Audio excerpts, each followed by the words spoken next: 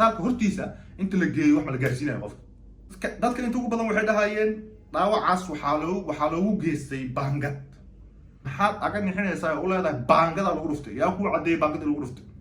assalaamu calaykum waraxmatullaahi wabarakaatu dhammaan waa idin salaamayaa ummadda islaamka ee janaalkayga ku xiran waxaa idin leeyahay maalin wanaagsan haween wanaagsan galab wanaagsan xilli walba oo wanaagsan ay ku tahay waa ogtihiin ayaantan waxaan u joogo qof martiya oo nagu qaaliya walaalkeen laga yaabo inaan fiidiyooyin iyo waxyaabo badan soo gelgelin laga yaabo inaan waxyaabo badan soo geliyo maadaama oo inta badan maxaa lahayd maxaa iska baashaaleyno waxaan rabaa laakiin aad usoo fadhiistay maanta inaan ka hadlo fiidiyooyo iyo sawiro ilaa iyo xalay social mediaha saas u dhex wareegaya oo ku saabsan walaalkeen saaxiibkeen Dirisla Cabdi dhaawaca Dirisla Cabdi gaaray ama la gaarsiiyey ama sida ay ummadda u dhigayaan ama baraanki waaye ama khababa ama helay iyo wax aan aqliga sadaqin waxaa jiro horta sida aan ognahay meesha uu ku nool yahay uu maanta joogo inay ku nool yihiin ummad Soomaaliyeed oo aad qiimo badan u leh dadka Soomaalidana waa ogtahay markay dalka ka soo baxaan wixii markay noqoto qofka social media haduu ku jiro iyo haduu qof caadi yahayba Soomaalida inta badan sida aan ognahay way isku danqadaan waxyaabaha hadda oo ummadda isku haystaan iyo waxyaabaha ay isku qabsadaan kaleeto markii laga soo tago sida caadiga ah oo dadka xalaasha ah aan ognahay dadka waxa isugu jiraan dad ku shaqeysta dhibaatada iyo dhibka ummadda Soomaaliyeed dadna waxa waaye sida caadiga ah oo dadka walaaltinimada ka dhaxayso wanaaga uu ka dhaxayo qaabkaas ay u nool yihiin sida dalka loogu nool yahay dalka buu ka jirtaa meel la isku dhibaato la iskaga geysto iyo meel caadi ah iyo waxyaabo dhibaato la iskugu geysto marka intaas ka soo gudubno sida anaga oo dhan aan soo wada aragnay ummadda inta ugu badan ee aragtay waxa ay la yaaban tahay ee sugi la adahay Dirisla Cabdi wixii dhabta ahaa oo gaaray oo ka muuqdo sida wajigiisa aan aragno waxaan u kala qaadaynaa saddex qaybood saddexda qaybood aan u kala qaadaynaa waxay tahay qaybna waxay yireen baraanki waaye waxaani waa baraanki ummadda lagu suubinayo horta qaybtaasiitu dadka qaybtaasiitu maxaa lahayaa ka hadlo haddaan ka hadlo qaybta koowaad dadka yiri baraanki waaye baraanki maxaa lahayaa uu dadka ku sameynayo waaye si uu milyan ku gaaro si uu hebelo qababa wax faa'iido ah oo horta ma jirto qof dhalinyaro ah oo maanta jiro dad aanan u garanaynin asaga oo janaalkiisa iskaga xiran iska daawado ama isaga maxaa lahayaa uu role model u yahay inuu soo hor istaaga maanta uu ayaga dhaawac intaas la eg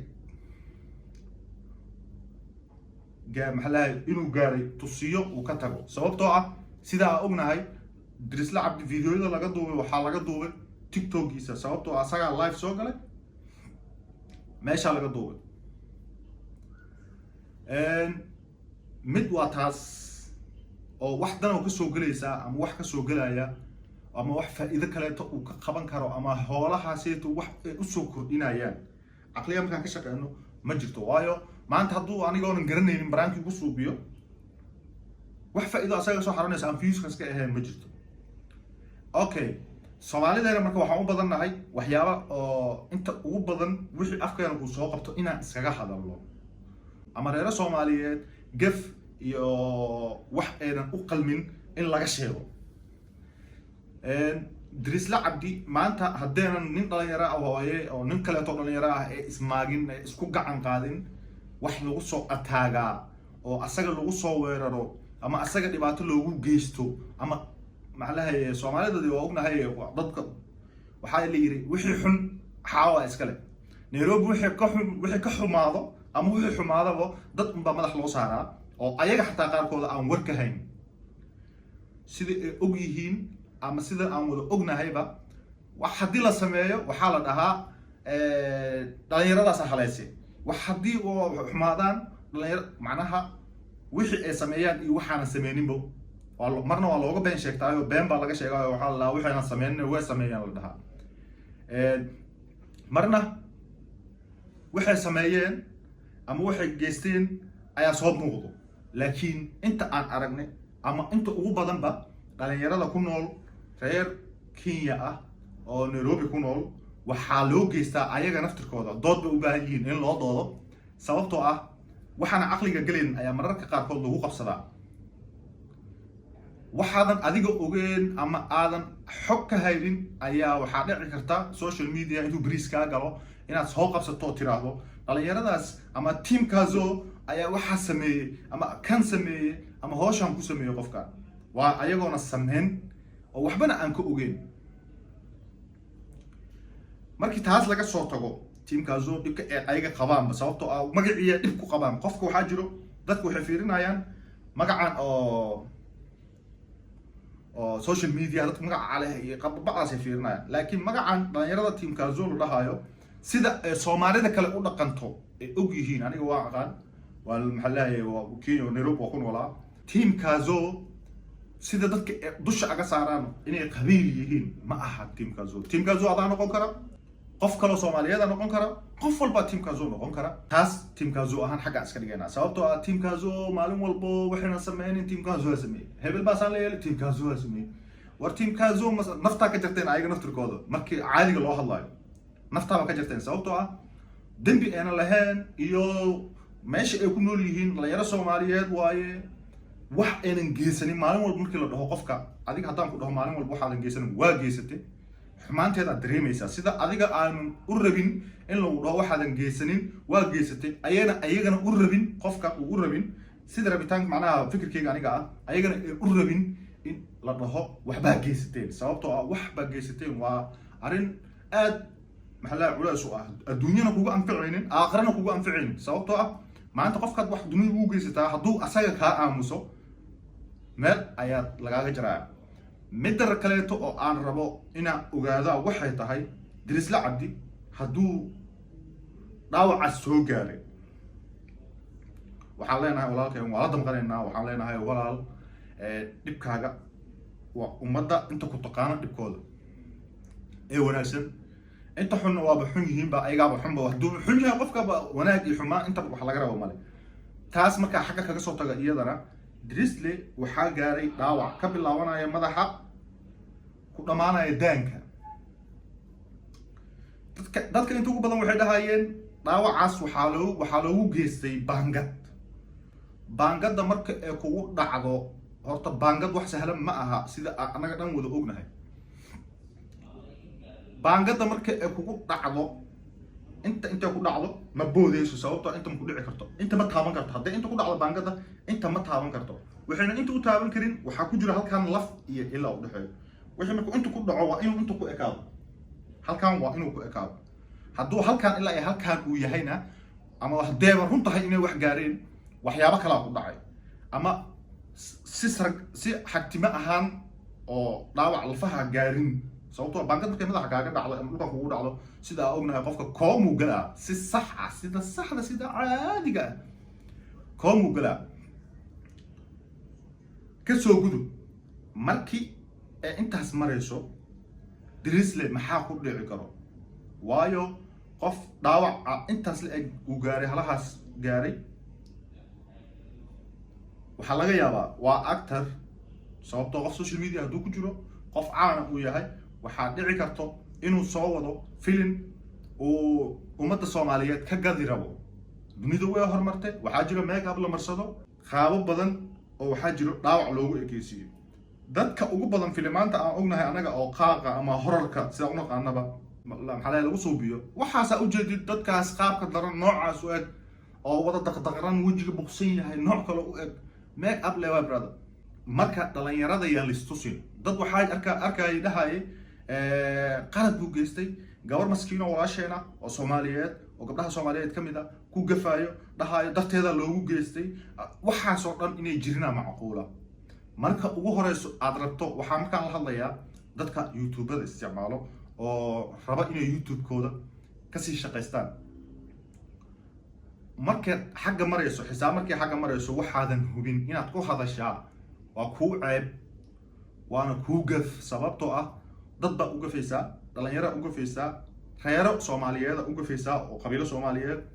waxyaabo badan ka dhici karo adoonan hubsan aanan si qaldan u hadlin bal wixii ka soo reaction celinin sababtoo anikan video soo qaatay walaalkeena wuu iska soo duubay ama wuu soo wax laga soo duubay waa la soo dhigay maxaa la actor noqon karaa oo film actor ka noqon karaa film la adarnimo ka jili karaa film wuxuu ka jili short film wuxuu ka sameyn karaa asoo dhaawac gaare asxaabtiis inuu ugu tala galaa laga yaabo inuu ka naxsado oo la joogto oo waxaas intuu soo sameystay uuna ugu tala galin bulshada inuu tusay bulshada asxaabtiis inuu aga naxiyo baraanka ka sameeyo oo ka yaabiyo asxaabtiisa in loo ugu tala galaa macquula in uu dhaawac run u gaaraa macquula ninka ma ahan geed ee waa qof bini aadana leh ehel iyo qaraabo iyo xigaal oo ka naxaya haddaadan adiga ka naxaynin oo aad isleedahay maanta viewska kaaga ama leeyahay ku kacayo Drizzly sawirkiisa soo qaado oo dhiigka maxaa ka socdo dadkana sida adiga fikirkaaga agala hadal waxyaabo badan ayaad xumeynaysaa aniga videogan Drizzly wixii gaaray click kaga mahadlaayay dadka Soomaaliyeed oo dhan wixii gaari karo ayaan rabaa inaan nigu tuso sida aad soo wada aragteenba waxaa jiro dad qalbiyan u jecel oo dad weyn u badan Drizzly Cabdi sababtoo anoo shalay daraad sameystay ayaa maanta waxa ugu xiran 65 plus years macnaha qof 65 sano wax ka weyn ugu xiran ka waran Drizzly oo soo bilaabo 5 sano ka hor meeqa qof oo weyn ku xirnaan karto okay qofku wadna xanuun uu qabi karaa wuxuu qabi karaa cudurada halista naxdinta maxaa u daran dhiiga ku kici karo dhiig uu qabi karaa hataa ku soo boodi karo sababtoo qofka markuu qof saaxiib maxaa si walaaltinimo ama waalidnimo uu ku jecel yahay xanuunka ubadkiisa u dareemayo ama walaalkiisa u dareemayo ayuu u dareemayaa please idinkoo si aada aga fikiraya isku daya in aad ka fikirtaan waxa ka imaan kara videoga caadiga aad u sameysay oo social media aad soo gelisay maxaa ka imaan kara si tartiiba ugu dambeyn haddii Drizzly Cabdi ee dhaawacaas intaas la eg uu soo gaaray marka aniga ku dhahayo film ayuu jiri karaa waxaan isku dhufsaday qof bini aadana ahay aqliga markaan kaashaday dhaawac markuu qofka gaaro waa qasab dhiig inuu ka soo dareero dhiigga hadduu wajiga kaga soo dareeray oo la dhahay wajigu waa laga tirtiray qofka isbitaal hortiisa wax looguma gaarsiin isbitaalka hortiisa inta la geeyo wax ma la gaarsiinayo qofka isla markaa sida isbitaalka loola carro oo dhiig u gaaran jirkiisa ishaadkiisa iyo wixiisa Drizzly wuxuu wata shaati cad laga yaabo inuu iska soo bedelay iyadana laba dhinac baa u fiirnayna sida caadiga laba dhinac u fiirnayna laga yaabo inuu iska soo bedelay oo dadkii wax ay ku gaareen in laga soo bixiyo maxaa iska soo bixiyo laakiin qofka markuu dadku wax ku gaareen laga bixinayo shay nadiif baa loo soo qabanaa looma soo labisayo sida caadiga looguma soo labisayo okay macquul waxa inuu film ku jili rabo oo make up loogu sameeyo waayo qofka dhakhtarka markuu sameynayo dhakhtarka markuu qofkan dhayayo waa in qaybta markuu dhayayo waa qaybta in dhiig ka imaataa qofka plastic ma aha waa qof nool dhiig leh okay haddiiba ay gaartay oo qofka gaarsiiyana uu yaqaano waa nin Soomaali waa taqaanaa xeer baa jiro dhaqan baa jiro odayaal ba isku taga nin dhulka dhashay ma aha asagana dadka gaarsiiyana nin maxaa ninka gaarsiiya ama shakhsiga wax gaarsiiyana qof dhulka dhashay ma aha maxaa adigu soo waalayo hooyo Soomaaliyeed aaba Soomaaliyeed walaal Soomaaliyeed ehel Soomaaliyeed maxaad aga nixinaysaa oo leedahay baangada lagu dhuftay yaa ku cadeeyay baangada lagu dhuftay wax isweydiin mudan yaa ku cadeeyay hadaba ogtahay in baangada lagu dhuftay ninka baangada ku dhuftana keen waa ogtahay waa easy qofka baangada ku dhuftana waa ogtahay keen hadaadan ogeyn in baangada lagu dhuftayna dadka ha ka nixin ummadda ha ka yaabinin oo waaliha ku furin maraba inuu videogan iska sii dheeraado matata imala yani iska noqdo ama personal attack uu noqdo sababtoo qof ma ataagi karo sababtoo dadka dhan way ka soo wada hadleen in badan ka soo wada hadashay alxamdulillah rabbil alamin views fiican waa laga helay way ka heleen waxa idin leeyahay dadka rabo in ay wax ka hadlaan please hanaga nixinina anaga laga yaabo inaan iyada anaga naftarkeena ka soo qaad qof kale aan ka hadlay shakhsiyadeeda waa daawada youtube-da Soomaalida laakiin maanta marka wax naxtin la ii keento wixina aacadeen igu keenin bari kuma daawanay sababtoo waa iga naxisay waxna iima sheegin inaad iga naxiso oo waxna ii sheegin wax aad u qiimo badan ma aha. isku soo wada duub karaale ahaada asxaabteeda. maanan rabin in dad is haysto ama dad maxaa lahay hebelow inaan dhex galo. wax is haysta ma aha, laakiin dad is haysta ma aha hadda waa bulshada Soomaaliyeed dhibaato qalbiyadooda loo geysanayo, reero Soomaaliyeed dhibaato qalbiyadooda loo geysanayo, dhalinyaro Soomaaliyeed oo magac samaystay oo team isku noqdana dhibaato loo geysanayo, wiil Soomaaliyeed oo role model dad badan oo ah in badan ee ku dayato YouTube lay inta ugu badan ee ku dayato in maanta wuxuuna qabin maxaa dhahay lahaa wuu qaba